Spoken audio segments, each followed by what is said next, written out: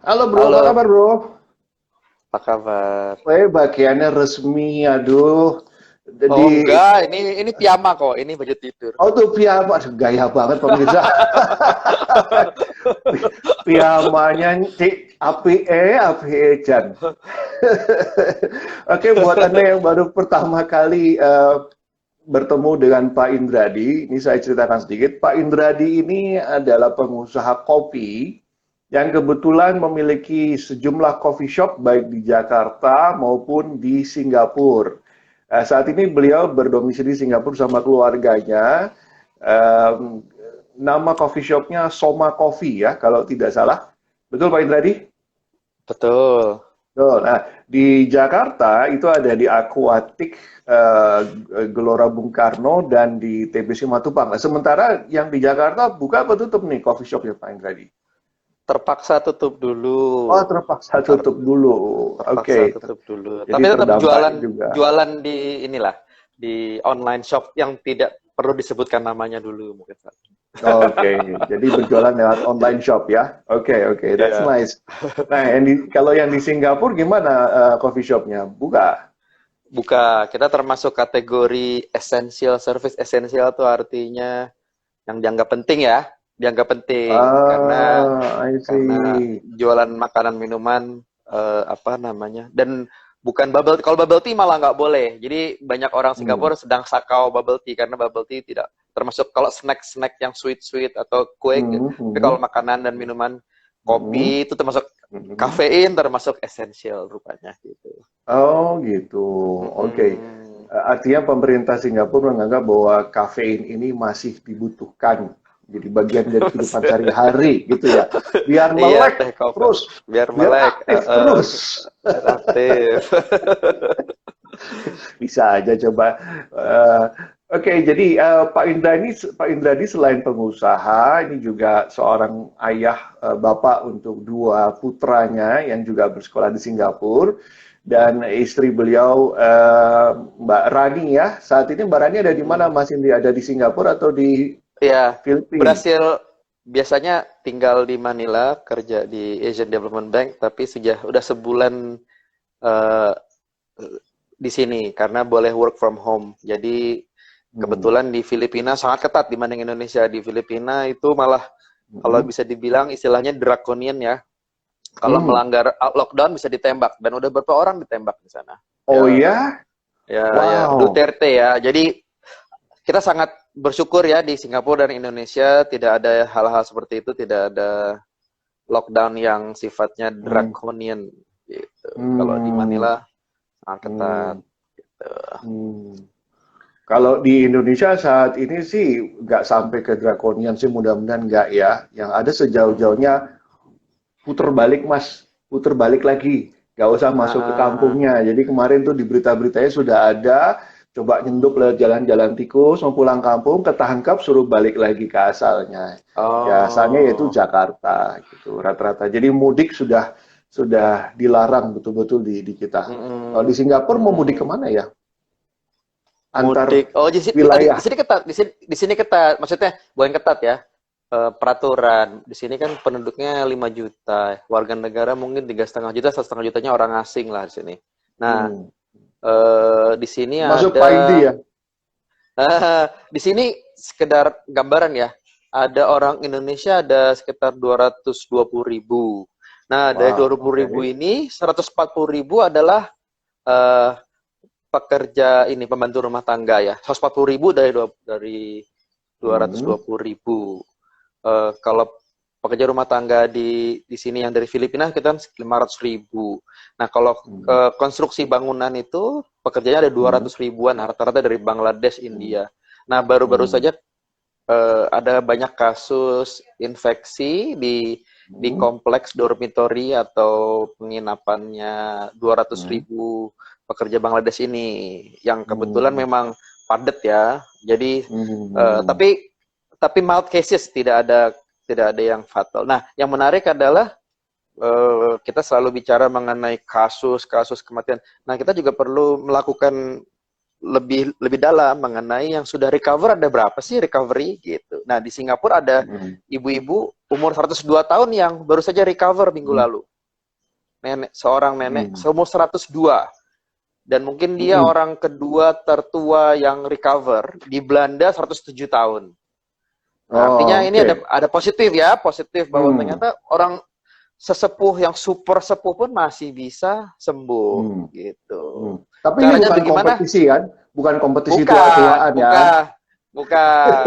Tapi kebayang kan, umur kita nggak ada setengahnya gitu. Tapi mereka masih bisa semangat untuk bangkit dan sembuh. Itu yang kita perlu pelajari menurut saya mengenai bagaimana kita menyiapkan. Kan kita topiknya di sini lebih ke arah mental ya, mental wellness, mental well-being. Jadi saya rasa kalau kita bisa interview mereka, bagaimana bisa punya kekuatan mental pada usia 100 tahun lebih bisa menghadapi itu dan sembuh gitu. Dan sudah keluar dari rumah sakit, itu yang ibu-ibu itu.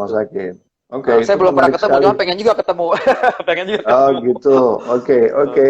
Ya, mudah-mudahan nanti kalau Mas Indi panggilan akrab Pak Indradi di sini nih, itu bisa ketemu dengan the oldest one tadi itu, boleh juga nanti share-share ceritanya ya ke kita ya. Ya. Oke, so kembali lagi kepada back to the Instagram topic today. Anda berarti di rumah sekarang ini menyelenggarakan semua aktivitas itu di rumah, ya. Jadi kerja, rekreasi. Menyambung memotong sedikit. Ini kalau ada yang sempat ngintip Facebooknya Pak Indradi kemarin tuh sempat membuat video cuplikan video tentang tentang kaum ambiar. Iya, ini kan lucu kan? Ini kan lucu kan? Kita kan sebenarnya kan nggak jauh ya antara Singapura sama Jakarta. Orang tua saya di Jakarta, terus saya seneng dengerin musiknya Didi Kempot, Campur Sari, terus kok jadi kepengen gitu loh. Kayak ini gimana ya mengekspresikan ketidak bisa pulangan ini ya. Kita buatlah video Orai Somule. Dan kebetulan di sini ada teman saya juga di sini Pak Jody nih di Instagram yang kemarin juga membuat juga video juga. Oh, gitu. Kalau saya lagi nyetrika, beliau lagi nyapu kemarin di rumahnya nih. Ada namanya Pak Jody, DJODI di sini dimasuk di live ini juga nanti mungkin bisa kasih ininya sambungan ke videonya beliau. Komunitas Didi Kempot. Nah, ini kita sekarang punya agama baru namanya Kempotisme. Kompotisme apalagi tuh Pak Indi? Ya penganut Didi Kempot. Penganut Didi Kempot. Pengantus romantisme campur sari Jawa Didi Kempot. Jadi luar biasa ya. Jadi kemanapun kita pergi, dimanapun kita tinggal, negara manapun, sejauh manapun dari negeri kita, tetap bawaan budaya memang tidak bisa hilang dan tetap melekat ya Pak Indradi ya. Oke, jadi kembali lagi tadi semua aktivitas dilakukan termasuk relaksasi, rekreasi, me time di rumah itu gimana Anda membagi semua peran-peran itu dalam rumah tangga ini? Oke, sebetulnya sih memang karena saya jadwalnya selalu fleksibel ya di sini. Jadi memang sudah terbiasa melakukan semua dari rumah dan dari sini kita juga tidak punya pembantu sehingga anak-anak kami wajib melakukan hal-hal seperti biasa di rumah tangga, nyapu, ngepel, cuci piring, cuci baju, belanja. Nah, kebetulan juga memang di Singapura sekarang sedang ada pengetatan bahwa hanya boleh bepergian dengan immediate family, artinya dengan selama satu rumah tangga boleh pergi bareng. Jadi tidak boleh ketemu dengan saudara-saudara lain atau teman-teman di rumah lain, tapi selama kita bepergian dengan orang yang kartu KTP-nya alamatnya sama, itu boleh. Ya udah kita maksimalkan saja setiap pagi kita bangun jam 5.30, jam 6.30. Di sini mungkin waktunya agak beda ya. Kalau 5.30 berarti masih 4.30 Jakarta lah. Biasanya kita sudah bangun, kita jalan pagi sekitar mungkin 3 km lah. Nah, dan kemudian mungkin juga sekalian ke pasar. Nah, itu membuat kita jadi ada penyegaran ya dari pagi, kemudian sarapan. Kita coba membuat sebuah rutinitas lah. Selama sebulan terakhir anak-anak memang diwajibkan belajar di rumah, namanya home based learning.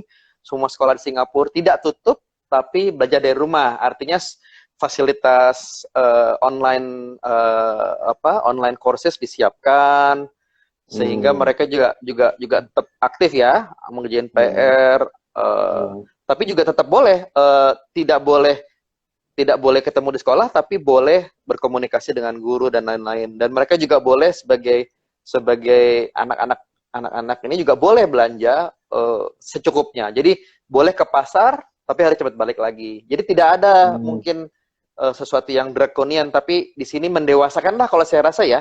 Saya senang menggunakan kata mendewasakan karena menganggap warganya, menghadap penduduknya adalah orang-orang yang sudah tahu, sudah cukup cerdas untuk mengambil keputusan sendiri gitu. Meskipun ada beberapa tempat kayak mungkin yang padat gitu kayak di pasar becek sini memang ada pengawasan gitu yang harus pakai masker gini-gini. Kalau olahraga mungkin tidak perlu pakai masker, tapi begitu setelah olahraga harus pakai masker. Jadi dihimbau lah.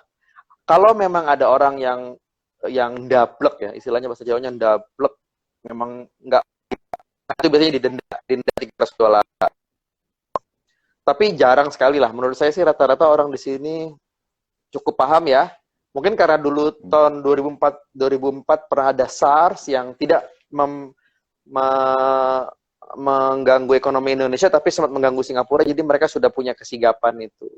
Dan juga kita sini ada sistem namanya trace together. Jadi setiap kita pergi kita bawa handphone yang Bluetooth-nya nyala. Jadi setiap Bluetooth-nya nyala, kita akan mendeteksi siapa saja yang juga kita bisa tahu secara proximity dalam 5 meter itu siapa yang berdekatan kita selama mungkin lebih dari 5 menit, dan itu ada datanya terkumpul gitu. Tapi tetap ada privacy. Jadi bukannya berarti ini surveillance yang menghindar privacy. Privacy ada, tapi di saat kita sakit atau ada orang sakit, kita akan dikasih tahu, ada orang sakit di daerah ini, you were within the perimeter of this person 5 days ago. You should check. Jadi gitu. Jadi ada alertnya.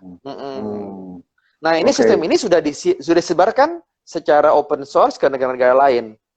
Bagus kan? Artinya bahwa Singapura inovasi kayak gini sangat sederhana, berbasis Bluetooth saja, selalu nyala, dan mereka bisa membantu untuk melihat penyebaran. Iya, oke, menarik itu.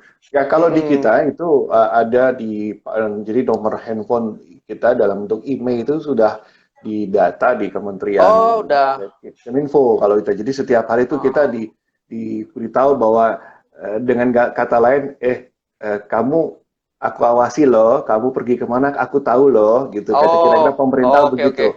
Di sini sudah menggunakan sistem itu juga Pak ini. Cuma jangkauan ini kan luas sekali ya di sini ya. Dan tadi masalah cerdas dan dewasa. Nah, cerdas dan dewasa itu mungkin kata kunci yang juga perlu kita latih diterapkan sehari-hari di masyarakat Indonesia. Lalu itu bagus sekali Pak ini masukannya. So begini Pak Indi. Memang waktu kita terbatas, nggak lama-lama di sini, tapi saya senang sekali bahwa bisa bicara dan ngobrol dengan Mas Indi di sini. Dari tadi manggilnya ganti-ganti, Pak, Mas gitu. Bingung soalnya nih.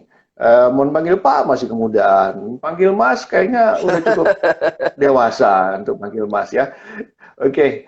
So jadi teman-teman sekalian ini barusan ada 2 kata kunci yang sangat baik untuk kita pahami, mudah-mudahan bisa kita terapkan bersama di masyarakat kita, yaitu cerdas dan dewasa.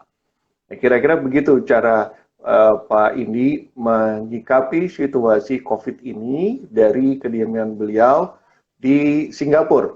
Oke, Pak Indradi, sepertinya saya sudah harus off-kan Anda karena saya harus kembali lagi kepada Pak Zainul. Beliau akan mengulas sedikit dari sisi psikologisnya. Anda stay tune untuk melihat kami dan menyaksikan sampai selesai nanti kira-kira dalam waktu 15 menit ke depan. Oke, thank you very much for joining us Pak Indi. Kapan-kapan kita tune lagi ya minggu depan. Mudah-mudahan ada minggu depan ada special guest yang mudah-mudahan berkenan untuk hadir dan kita bisa ngobrol lagi dengan special guest ini. Anda adalah orang pertama di kegiatan kami, so thank you very much for joining us today. I'll be seeing you again, probably in the next event ya, Pak Indi ya. Oke. See you. Bye bye.